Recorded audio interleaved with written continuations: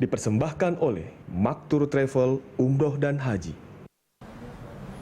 Setelah sehari sebelumnya sempat diselimuti badai pasir, pada Minggu sore kota Mekah dilanda hujan deras dan angin kencang. Hujan deras yang disertai angin kencang ini terjadi di kota Mekah pada pukul 16:30 waktu setempat.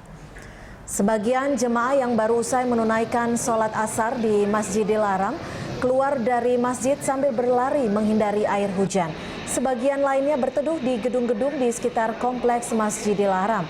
Hujan deras hanya berlangsung sekitar 20 menit. Setelah hujan berhenti, aktivitas warga pun kembali seperti biasa.